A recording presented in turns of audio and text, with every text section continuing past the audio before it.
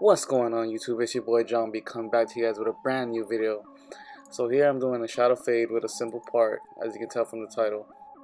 So this video is actually going to be different from my other haircut tutorials. It's not going to be me saying what I'm doing throughout this haircut, but I'm going to actually play this audio clip that I want you guys to listen to. It's actually really good and very motivational. I listen to it while I drive to work or while I'm getting ready for work, just to give me that extra motivation and hopefully give you guys the extra motivation. So if you guys like this kind of video, then let me know. I'm glad to make more of these kind of motivational audio clips while I give a little haircut tutorial. So thank you guys for everything. Like the video, don't forget to hit that subscribe button. As of right now, while I'm editing this video, we're 8 subscribers away from 200, and I just want to thank you guys for that. So hit that subscribe button, hit that like button, and enjoy this motivational clip. We must begin to look at what are the things that we can do that would put us on some firm footing in life, that will enable us to do some things and use some powers that we have, that many of us go through life never ever discovering that we have those things going for us. And part of that, I believe, is knowing what it is your life worth. What is it that gives your life a sense of meaning and purpose? Because once you find that, it puts you in your power place. See, if you know what your life work is, I encourage you to start working on it. If you can't do it all at one time, do just a little bit of it. And if you don't know what it is that you showed up to do, if you don't know why you're here, I encourage you to find out what your purpose is here. What is the meaning of your life? And I say to you that if you begin to take a conscious effort to find out what it is that you're supposed to do, I say that it can literally save your life. I said that it can literally save your life. See, when you're going someplace and you already know how much you're going to make, you already know how far you can go, you're in a dead-end position. It erodes your self-esteem. It lowers your sense of yourself. It creates an inner turmoil. It creates an emptiness in you. So I say that your life is worth finding what it is that you're supposed to do. Do find out what your work is and hold on to it, and don't let your dream go. Don't let it go.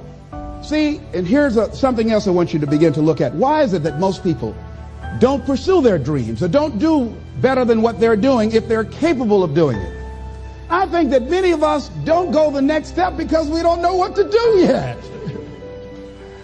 And I say that the reason that we don't even explore the possibility of what to do is because subconsciously we don't believe that it can happen for us, and we don't believe that we deserve it. So here's what I'm suggesting. How much time do you spend working on you? How much time do you spend every day working on your dream? In the last 90 days, how many books have you read? In the last year, what new skill or knowledge have you acquired? What kind of investment have you made in you? So I'm saying that as you begin to look at where you want to go, if you want to make it today, and things are changing so fast you have to literally run to stand still, I'm saying that you've got to make some conscious effort to begin to work to develop you. Here's something else. Most people are not living their dreams because of fear, ladies and gentlemen. Fear, limited vision, and lack of self-esteem is what keep most people doing things they don't want to do. The same reason that people stay in relationships where they're abused or they're unhappy or it's unfulfilling. They can't see themselves beyond that relationship. They can't see themselves enjoying life without that person. They think that this is all that they can do. The same reason that people get stuck at a certain level in life. They can't see things being better for them. And they think that this is it and this is all they deserve. This is all they've ever seen. It's been passed on to them. And they think that this is it for them. Fear is the most subtle and destructive of all human diseases. Ladies and gentlemen, fear kills dreams. Fear kills hope. Fear put people in the hospital. Fear can aid you. Fear, ladies and gentlemen, can hold you back from doing something that you know within yourself that you're capable of doing, but it will paralyze you. And it seemed like you're in a hypnotic spell. And I ask you a question, what is the benefit? What's the benefit of allowing fear to hold you back? What's the benefit of giving up on yourself, of not stepping out on life and taking life on? What is the benefit for you? What's the plus in that? It's one of the things I had to ask myself. So I didn't want to make any mistakes. I wanted everybody to like me. I wanted to be perfect the first time I did something. It's not going to happen. You're going to make some mistakes. You're going to hurt some folks' feelings. You're going to create some enemies whenever you decide that you want to begin to take life on. You've got to ask yourself, how long am I going to allow this to hold me back? He said, fear is false evidence appearing real. That is an illusion that we create in our mind. It is a state of mind that can be changed. So let's look at how we can begin to take some steps to restructure that fear, to begin to expand our visions of ourselves, to begin to increase our self-esteem. Webster said that self-esteem means confidence and satisfaction in oneself. Look at your life right now. Whatever you've done up to this point in time, your life is working. Whatever you have produced, it came out of you as a result of the kind of person that you have become. It's a result of your choices. It's a result of your consciousness. Now you have to ask yourself, are you satisfied with what you have produced? Is this what you want? Would you like for things to be better than this? Do you believe that you deserve better than this? Or are you content? This is it. You don't have to do anything else. That you'll already resign yourself in life and say, well, I'm happy. I'm not starving like the people in Calcutta. Are you allowing yourself to get off the hook like that?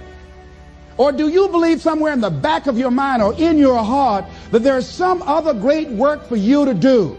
There's something else that life has for you. And that's why you're here. How do we handle this fear factor? How do we increase our self-esteem? You have to begin to fortify yourself. How do we do that? I believe that you have to begin to consciously monitor your inner conversation and start talking to yourself. Start building yourself up. Sometimes the only good things you will hear about you are the things that you say to you. So I'm saying learn to be your own booster. Start building yourself up. Start encouraging yourself.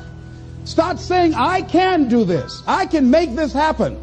It's a natural inclination for us to put ourselves down. See, we are born negative, I think, in a negative consciousness because we live in a negative world. So I'm saying that we have to work through the challenges of life in learning how to begin to work to fortify ourselves. Begin to guard your mind against negative programming, like turn off the television. So you've got to guard the kinds of things that you put in your mind. See, if you don't program your mind will be programmed because human beings are goal-oriented.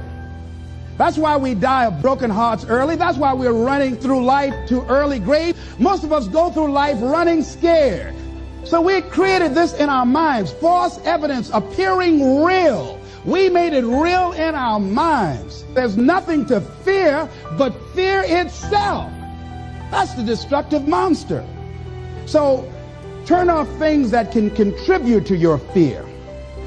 Turn a deaf ear to people that all they can do is talk about how negative things are because they have bought into the consciousness of the world. Listen to things that can empower you, that can enable you to create a new reality for yourself, and a new life for yourself. What idea are you sitting on? Write your ideas down. And then, once you get that idea, take the leap. See, a lot of people get the ideas and just walk around with them. Take the leap. See, it's out here in the universe. If you don't take the plunge, I guarantee you, somebody else will.